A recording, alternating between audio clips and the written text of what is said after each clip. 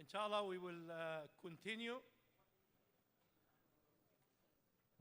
the session now. العلاقة بين المفتين الاجتهاد الجماعي وأهميته في مواجهة النوازل الفقهية. The relationship among those who give religious ruling, participatory ijtihad, and its importance in dealing with new fiqh issues. معانا فضيلة الدكتور الشيخ موفق الغلاييني. 30 minutes, and may Allah subhanahu wa ta'ala give him success, ya Rab.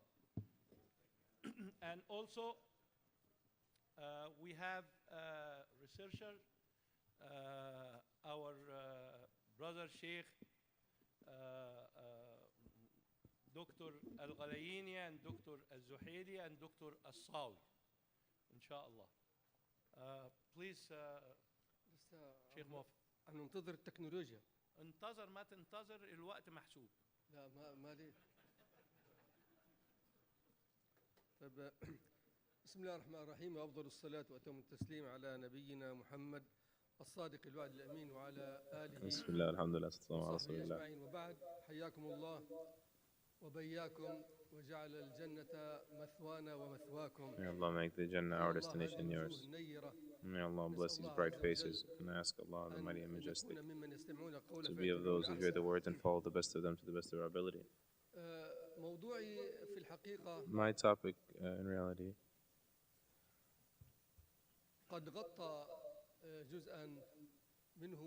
covered an aspect of fatwa, was covered by some of the esteemed scholars like Sheikh Salah last night. And so the good news is I will not repeat what was mentioned, but focus on that which will benefit you, inshallah, as a supplement to it.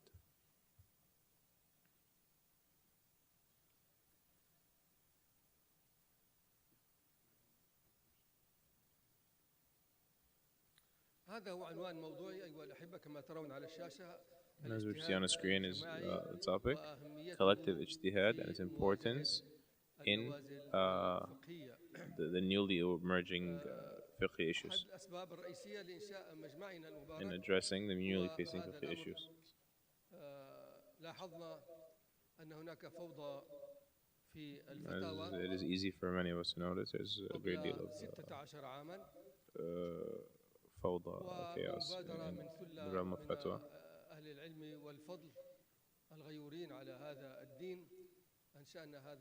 And so that was around for 15, 16 years, and for that very reason, this Assembly of Muslim Jurists of America was founded to employ collective ijtihad.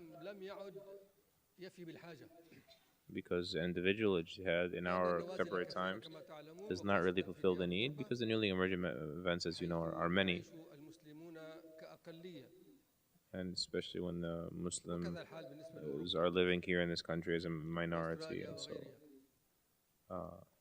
the resources are so limited and the needs are so fast-paced and back-to-back. And so matters, life is so much more complicated. So it needs people to put their hands together and combine their efforts to address them.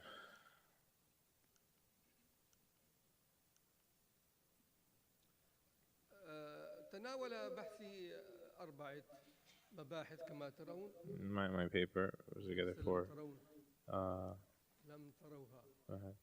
and so for discuss 4 issues: the issue of ijtihad, its definition, its necessity, and its requirements, its conditions.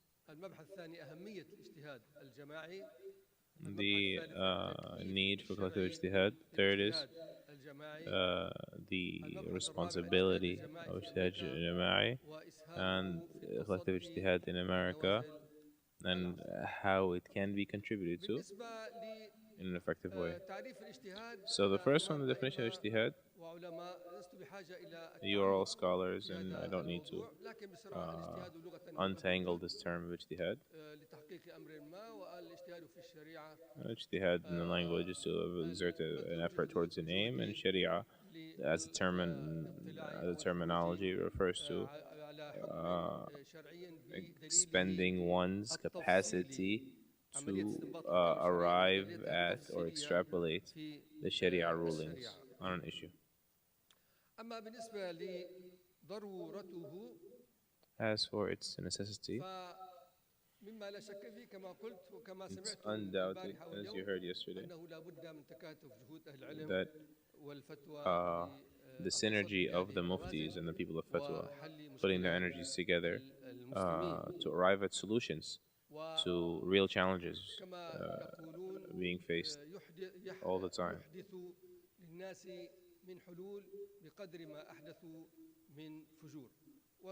And so, even issues of challenges to our religious commitment, enough solutions need to be offered to the problems that people sometimes create and evils that begin to emerge.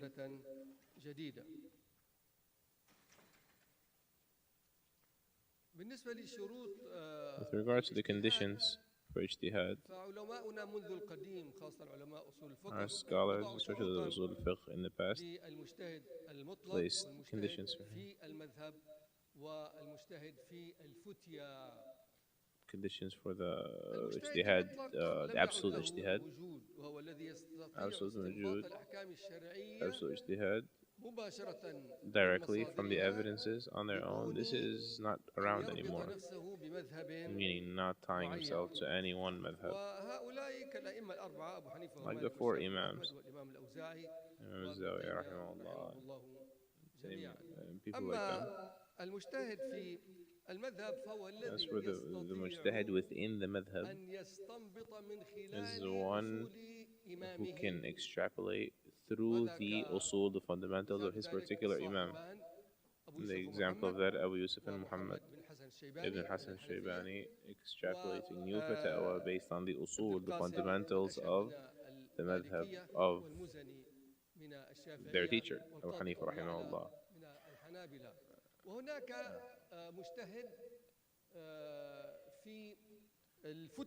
And there are those who are mujtahid in a particular fatwa itself, not for newly emerging events, but for a mujtahid, like Hassan Ziyad in the Hanafis and Nawis and Shafi'i, meaning to verify and pinpoint what is the most correct opinion within the madhab, meaning what best aligns with the fundamentals of that madhab. Ijtihad, as you know, is fardu kifaya. It's a collective obligation. When some uphold it, the rest are absolved of the liability. But it could become an individual obligation in certain scenarios. So, if there's only one mufti in a place or in a situation, only one person could address it.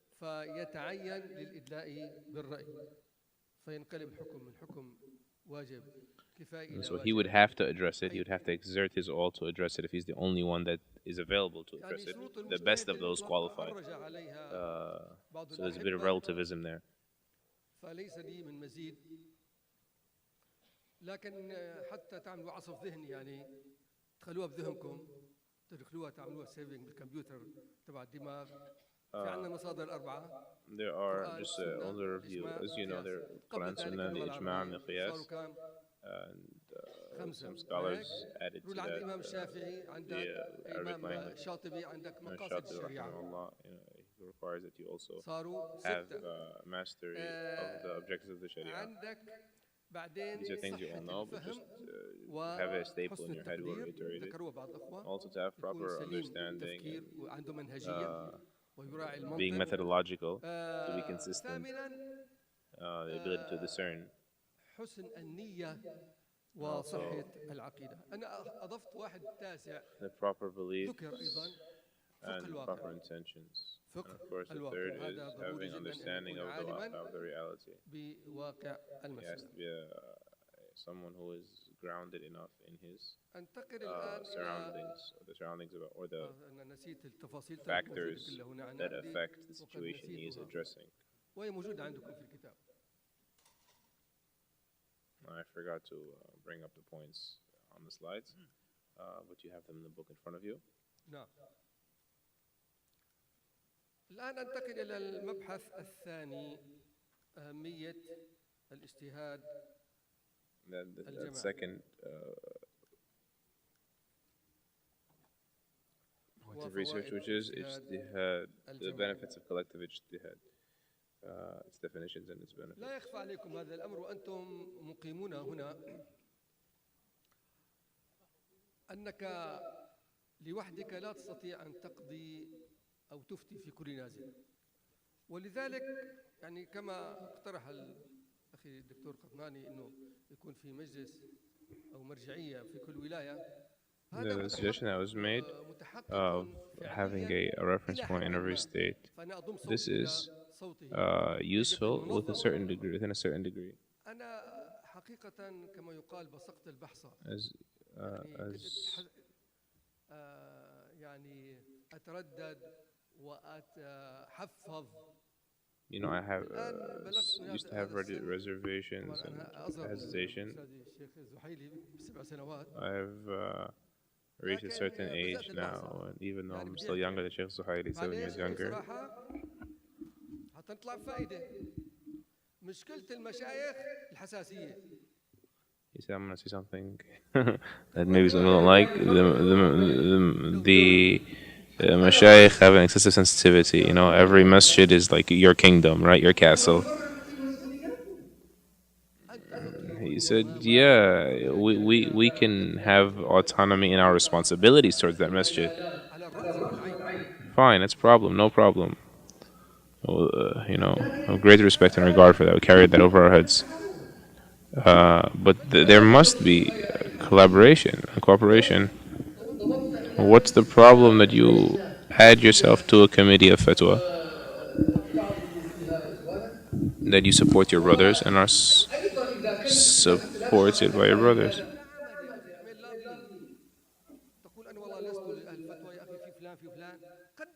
And also, what's the problem with giving precedence to others? You know, say, you know, I'm not someone who's specialized in this field, or there's someone stronger than me in our locality in this field. You know, and to advocate for people to seek the fatwa from its best place.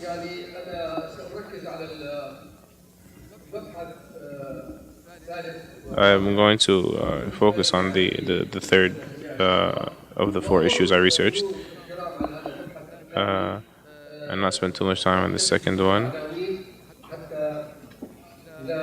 I'll mention it in bullets so that Abu Hassanin doesn't get upset at me when the timer goes red.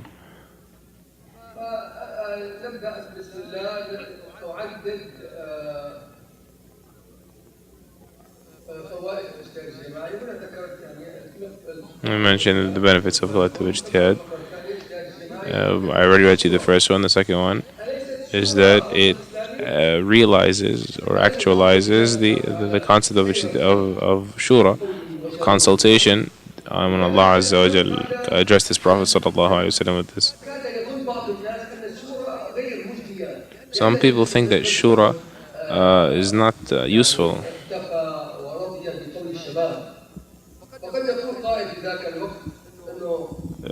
Some people may say it in the time of the Prophet ﷺ, you know, and people may have said that, you know, the Prophet listened to the youth, and we got hurt at Uhud because the youth said, let's go out of Medina. And we find this surah in Surah Al-Imran. Yeah, Allah subhanahu wa ta'ala addressed them and said, fa'fu anhum, and pardon them, and seek forgiveness for them, and consult them in the matter. Meaning continue to do shura, even if the shura may seem to have delivered you to a bad end or a negative consequence. It was stated in this context because it could have been perceived after Uhud that shura hurt them. The Prophet ﷺ, had he just done what he initially desired to do, it would have been best. Allah Azza wa Jalla was reiterating that keep doing shura even though Uhud ended up this way.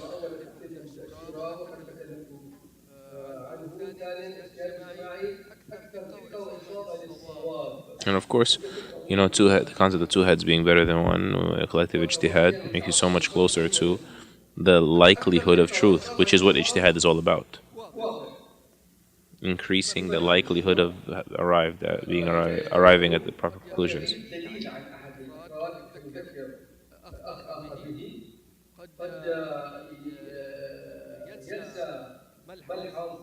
You know, one of the participants of collective ijtihad may uh, forget something, may overlook something, and so the other person, by bouncing the ideas off each other, may realize that, oh, this person does not fully grasp it, or oh, he forgot this aspect that we heard about from the expert on the subject, and these types of things. لا تتعصب لجماعتك، لا تتعصب لحزبك، لا تكلل شأن But غيرك. when this is done, this is extremely important. It's very important that people, they don't come to the table of collective ijtihad with preconceived notions. I'm going to support my organization or my madhab or otherwise. You know, when a person does not consider the views of others and he's seen as decided from the get, this sends people away from you. And the imam's job is for there to be unity in the community. And so if he's not aware of the necessity of unity himself, then he will never be able to transfer that or inculcate that into his community. And the third benefit of collective ijtihad, is that it represents a temporary alternative for ijma'. So there's no real way to have ijma' in our day and age. You can't know what everyone thinks.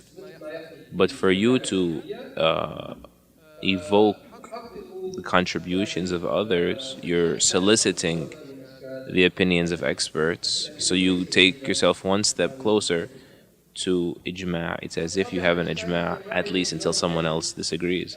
So it takes you in that realm of increased accuracy.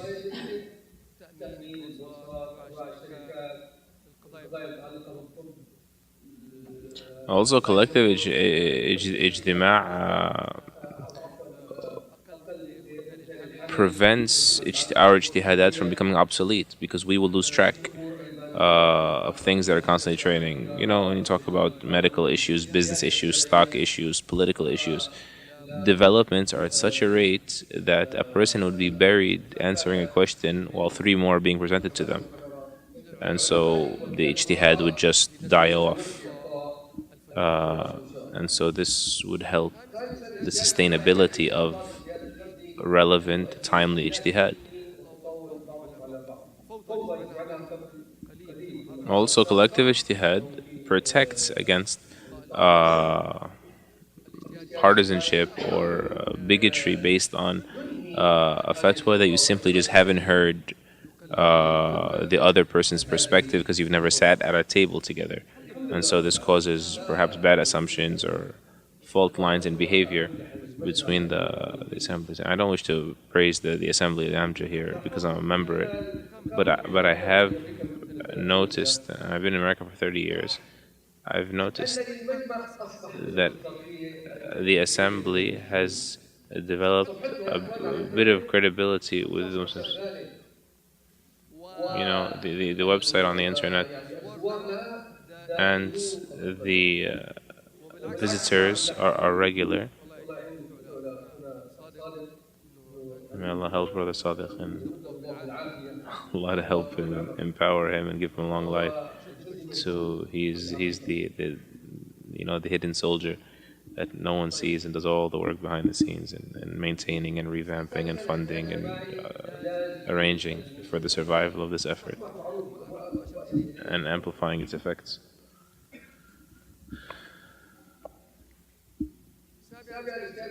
Also, elected ijtihad unifies the scholars of this ummah by bringing their opinions closer together, and so they are seen as a single voice, and thus they are given more consideration.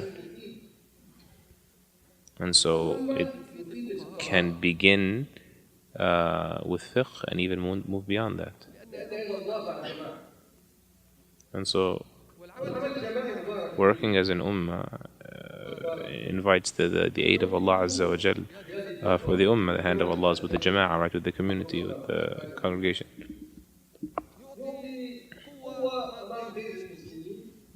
And so this shows strength in front of non-Muslims, and even you as an imam in front of your community, that you're not speaking, no, you're on behalf of your own discretion, but you're not hit front.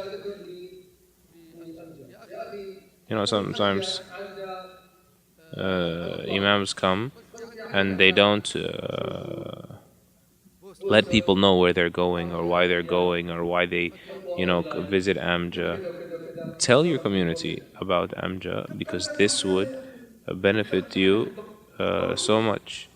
Number one, they know you go back to somewhere. Number two, they can have an alternative. Instead of coming to you with their questions, they can actually call up these places and get questions. So it'll be credibility in what you say, and also a bit of a valve opening to release some of the pressure that you are facing all by yourself in your community, isolated with your community. Yeah. The third point, التكييف الشرعي. So basically, how the Sharia classifies or justifies, how we find where we find justification in the Sharia for collective ijtihad.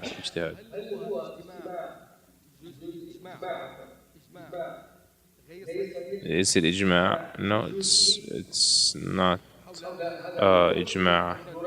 Is it a partial ijma' or a tacit ijma' if they all agree? But that is a controversial issue of debate between the scholars. As you know, the clear ijma' that all the mujtahids in an age agree on an incident, either by giving a fatwa that is all in agreement on it, or all behaving that way. A tacit ijma' sukuti, is when some of the mujtahideen in an age speak on an issue and everyone else is silent about it. They don't voice disagreement with it.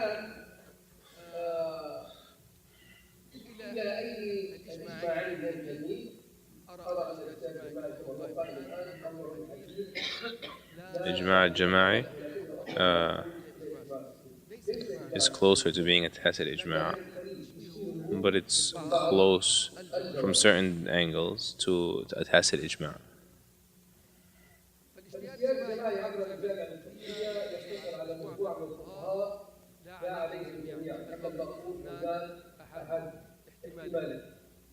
So when they come together, that did not disagree with the assembly, they either did not know about the fatwa, and so we don't know their view on it, and that's if they heard it in the first place.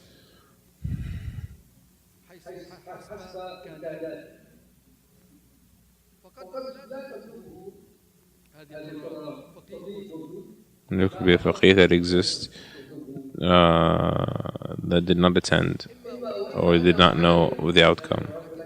Another one, it could be someone who knew and they did not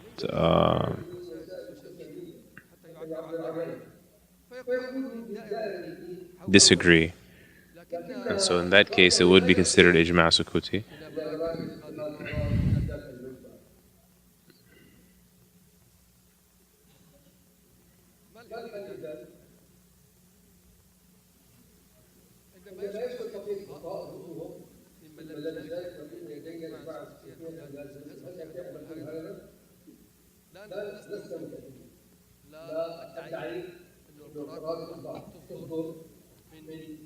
So I do not claim that when AMJA puts out a fatwa based on collective ijma', that this is a matter of a silent ijma'.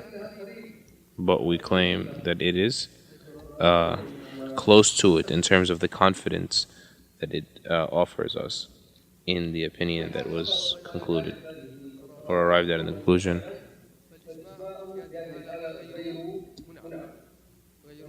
And if mujtahid imam's voice disagreement with the collective ijtihad, meaning an outside mujtahid does so, and in that case we would say clearly that this is a controversial matter. لا يوجد له ظهور فعلى المجمع ليس عالما ويجوز إليه القرارات ويطلب And of the ways that the gap between ijma' and collective ijtihad is closed is that when there are mujtahideen that are known in the ummah and they do not like to address certain issues, or they prefer to wait, that the collective ijtihad, and this is something we do apply here or adopt here, we go to them and ask them to give their opinions on these things.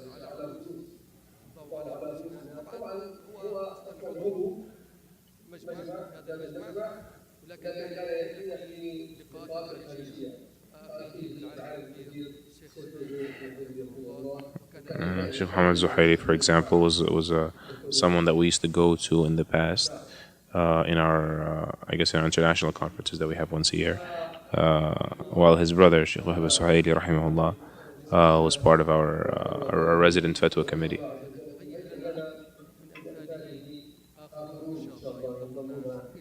So he was a great addition, but before that he was an example of those that we reached out to I guess screen our collective ijtihad against.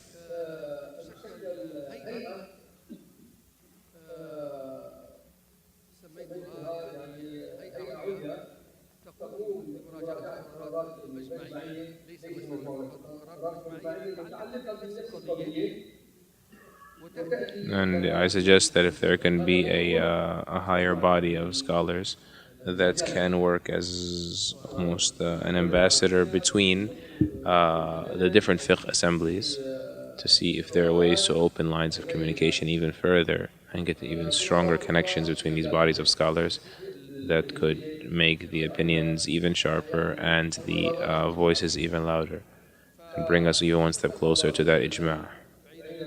We ask Allah to help us put together this assembly or committee and the decisions that it can bring about to the betterment of the ummah.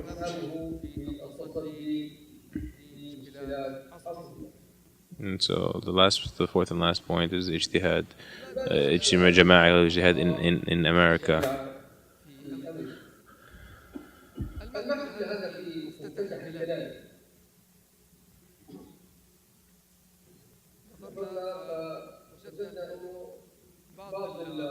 And so why was AMJA established? We saw that some Islamic organizations had committees that addressed the fiqh issues, sharia boards,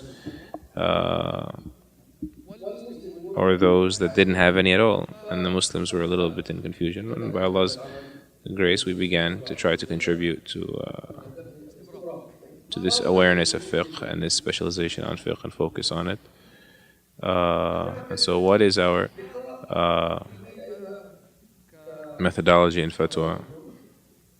We say we put together conferences like these, for example, like Imam's conferences, a theme, papers are submitted, research papers are submitted, they are discussed. After that, the resident fatwa committee here at AMJA, and we discuss it. Sometimes the discussions last up to 2 months. And then we pull out the outcome, the conclusions.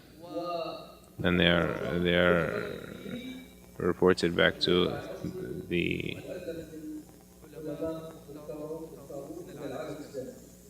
scholars across the globe. Sheikh Hamid Hassan,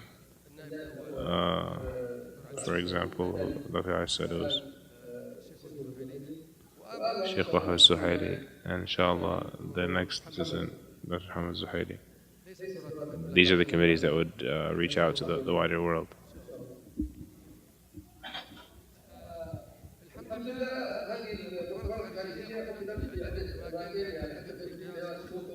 And these conferences were held in places like Nigeria, in Bahrain, in Kuwait 3 times. This year, in 2 months, it will happen in Istanbul. And in those gatherings, our will discuss what you have discussed here now. Of course, they some of them have passed. May Allah have mercy on them and preserve those that are alive. And then the official declarations, which are basically resolutions, suggested conclusions that we feel are best to be arrived at after all these different considerations and levels of filters for precision. As for the resident fatwa committee here, some brothers, they say you guys are acting like our rulers.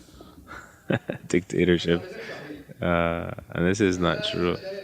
Until now, there are now young mashayikh responding on the fatwa hotline and responding to the emails on lighter fatwa. Not, of course, the more complex issues. The fatwa committees, they meet for more sensitive and complex predicaments, challenges facing the Muslim community in the realm of fiqh that require rulings.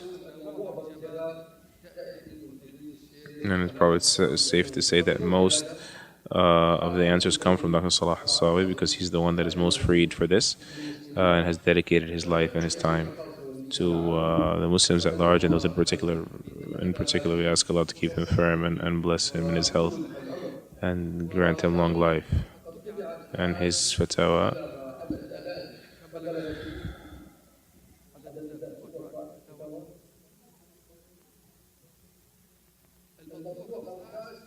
those that are printed are 15 volumes. Sheikh Salah Hassawi's contemporary fatwa, and those underprinted are other 15 volumes. And so once it arrives, it'll be 30 volumes of fatwa for newly emerging events facing Muslims in America.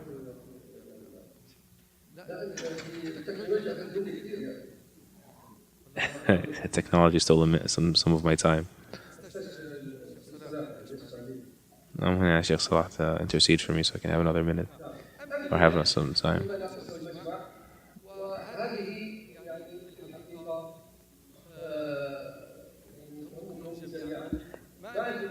Examples of what the AMJA decided at, you have them therein. But for example, home purchasing for residents through bank financing.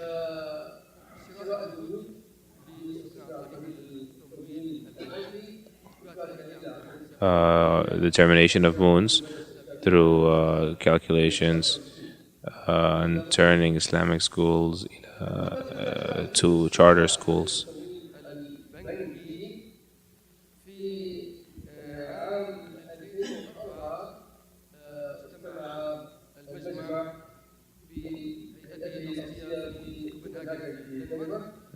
In 2004 in Copenhagen, Denmark, they put together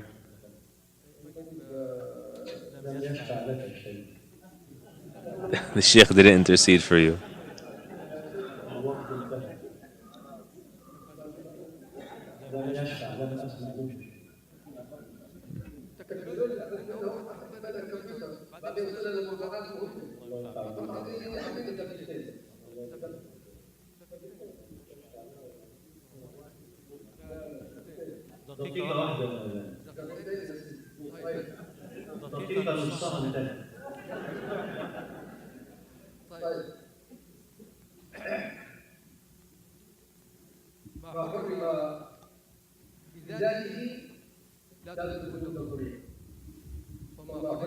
So, for example, the logic behind the fatwa that was collectively arrived as matters that are haram in and of themselves are not permissible, such as riba, except for necessity, Whereas matters that are been made impermissible due to what they lead to, like gharar, like ambiguity in transactions, this can be this was permitted by the Sharia for a need, and on that basis, the home financing companies that were approved, on that basis they were approved. بعد ذلك في المؤسسة الإسلامية الحمد لله بعد أن درست هذا الموضوع Alhamdulillah, after studying بعض النصائح لإخواننا في أمريكا لمن يتجهوا فما those who seek to uh, المؤسسات encourage organizations that want نتبع الضوابط الإسلامية بالجملة follow the Islamic guidelines in general, how to combine between that and licensed learning, charter school learning. And it's something that I've seen myself. Something we say, save the Muslim kids. We need Islamic atmosphere they can pray in. They need something to learn Quran and some Islamic sciences. And the curriculum that is taught in the public schools here. So after they did that, and so they said we'll give them $14,000 a month.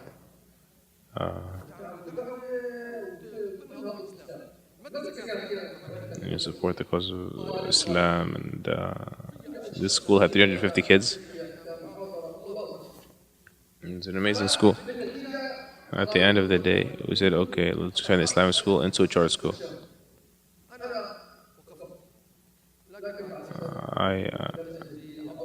I didn't find any support, and so no matter how much I spoke, and they used the fatwa, and those children are all in the streets now. Some of them were lost because of the fatwa that individuals give them. So for AMJA was able to address them.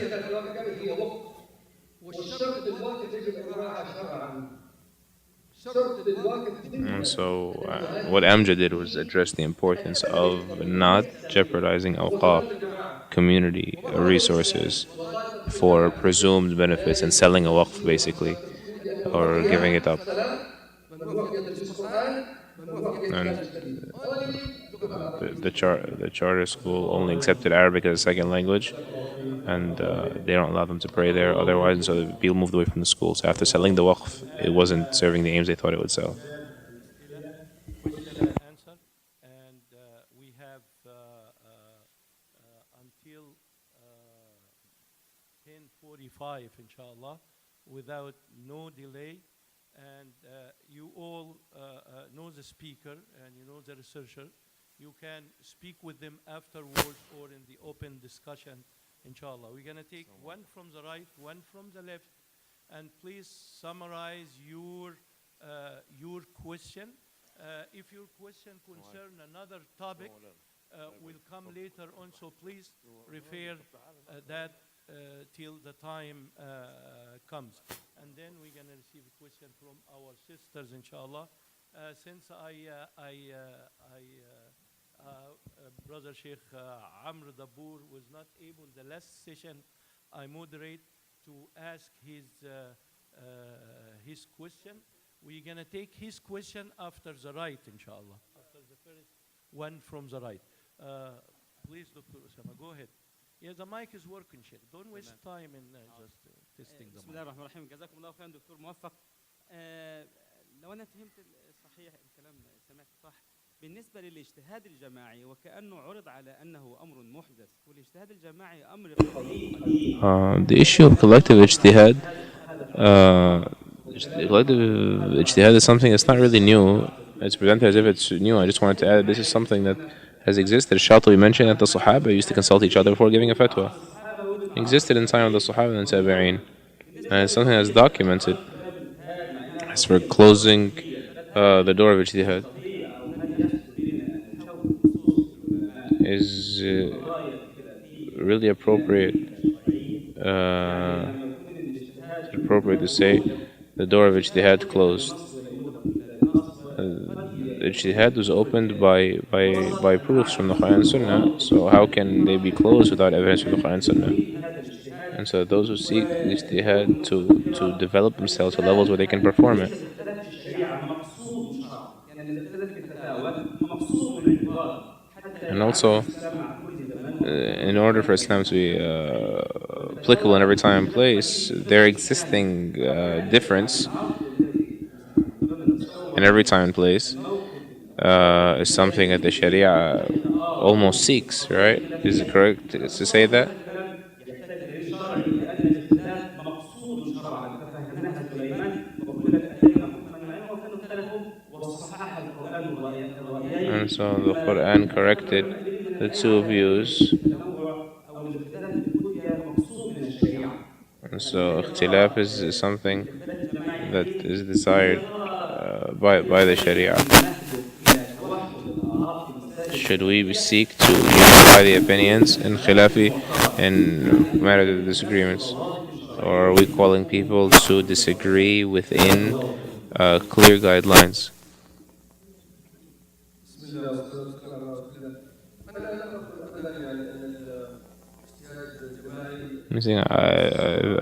I never said that ijtihad, collective jihad, is restricted to our times. And I just hope that the research will be read and mentioned in times of the Sahaba, the age of the Sahaba, especially after the death of Umar al-Khattab radiallahu anhu. There is no clear ijma'. So when Umar radiallahu anhu, he was the one that kept them back in Medina, the senior Sahaba. But after he died radiallahu ta'ala, people spread in different places. Actualizing an ijma' became so much more difficult and arguably impossible. And so we just want to unify the efforts of the scholars in arriving at the fatwa, especially the fatwa of the newly emerging events.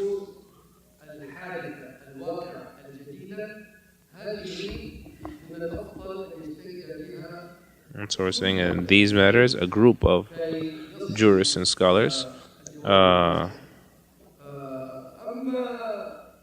should come together for it. As for matters of the secondary issues or the issues of ritual practice and the likes, the debates or the controversies in these are old. Even all the way back to the time of the Prophet ﷺ. How the Sahaba understood, let no one of you pray Asr except in Banu Qurayza.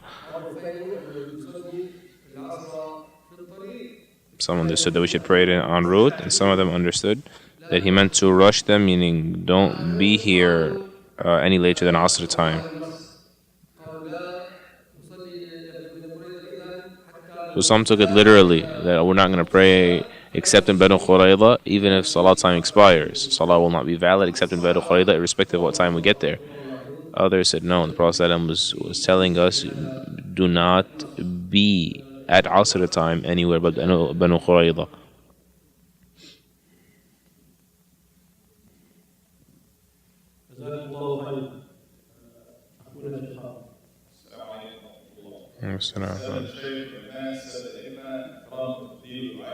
Just I ask Allah bless you all, and I make dua for all of you. And my question to Dr. Salah Sawi, Allah bless you. Speaking about odd fatwa, and there are many of them.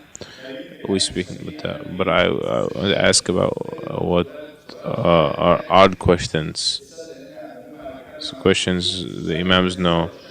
People are always asking about issues that we have never heard about in history, in collective ijtihad and the likely assemblies.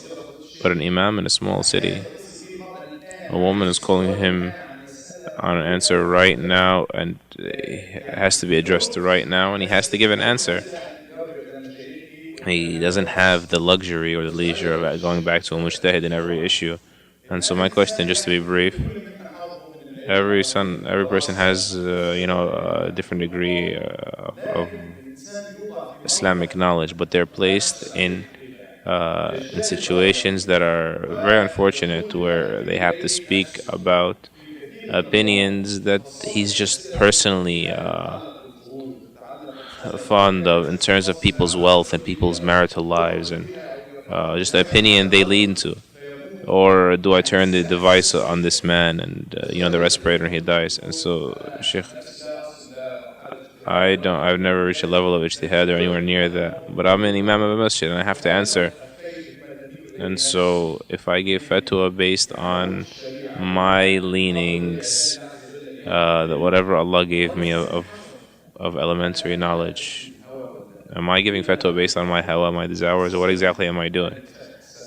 Especially these questions, sometimes they're so sensitive and consequential. Bismillah, sallallahu alaihi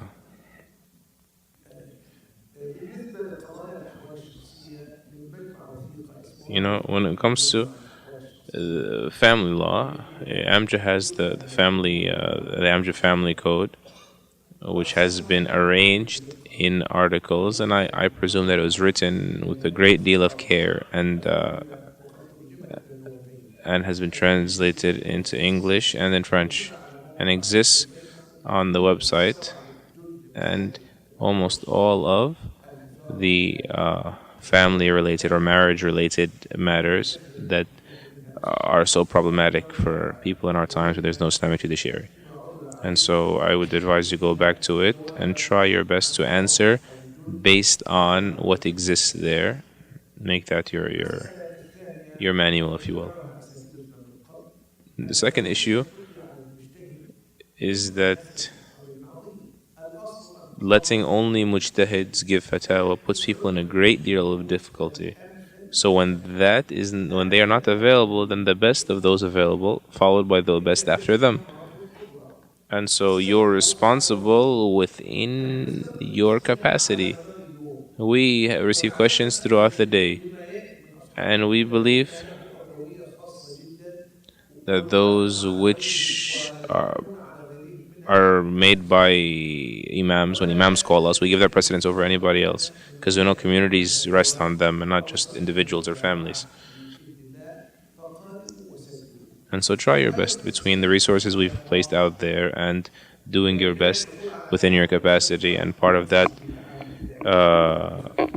reading the fatwa on websites has a utility as well. I mean, we don't advise it for general people because they can think a fatwa applies to them. It doesn't apply to them. It's actually talking about a different scenario, and they just can't differentiate between the two.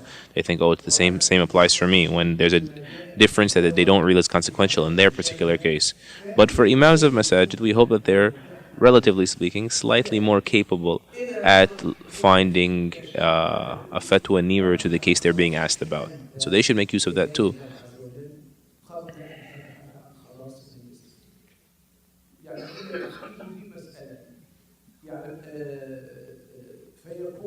And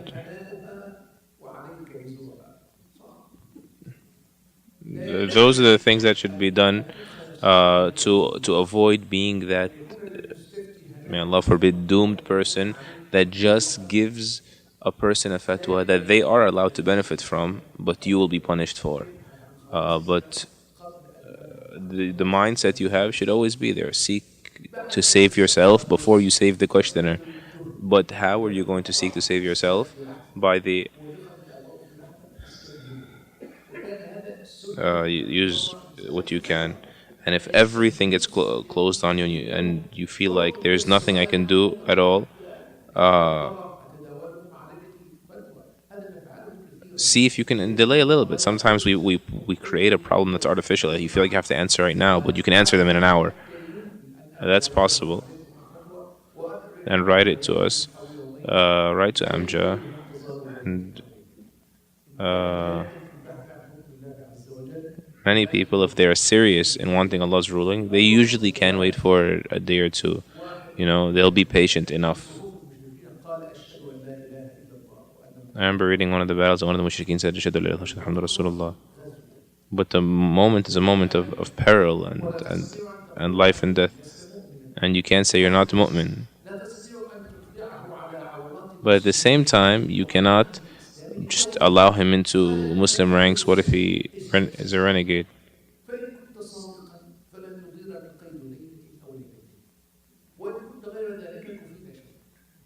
And so they said to him, uh, I'm not going to stop you from being Muslim, but you need to accept to be a captive. If you really want to be a Muslim, be a captive. Like, give up your weapons and accept to be a captive in our army for a day or two till we figure out what's really going on with you. That way, if you're sincere, you're among the Muslims. And if you're not sincere, we're not going to be harmed by you. And so that type of mentality for those that are sincere would be tolerated from the questioners. We received 2 questions from our brothers. We give the chance to our sisters, inshallah. If the sisters have any question, please. No question? Like, Jazakallah khairan. That's on the right. Assalamu alaikum. Jazakallahu khairan. Sheikh Muwaffaq, I have a question. In the introduction that you gave, you mentioned some of the masajid Tashri' al-Islami. And today, I want to ask, what is the position of things like Qawl al-Sahabi, Saddu Zari'a, Sharu Man Qablana, and the other masajid? What is the position of that as masajid today in our world? Jazakallahu khairan.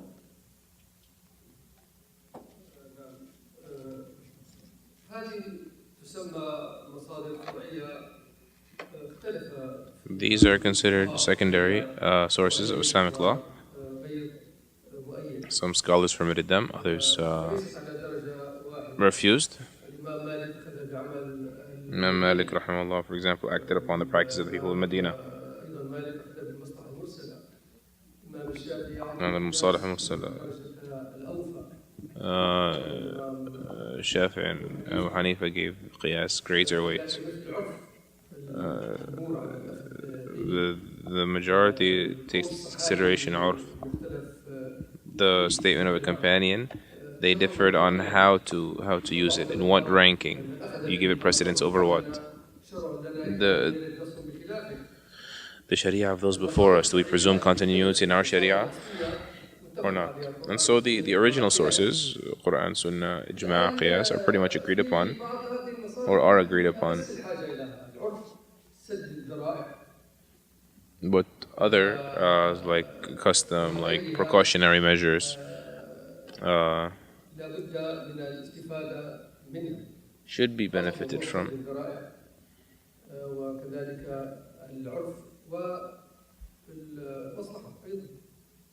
And also public interest and or outweighing benefit.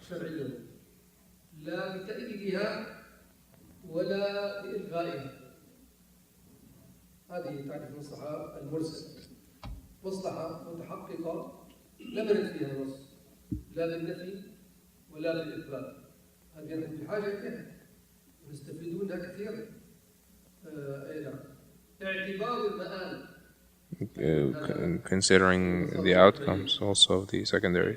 يعني ما يؤدي إليه الأمر. إذا أدى الأمر إلى حكم مشروع أو مندوب فهو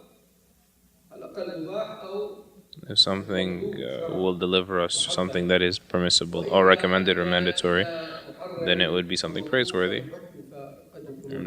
And if it leads something harmful, then it could be have an effect on that ruling as well, in the negative light or in the negative direction.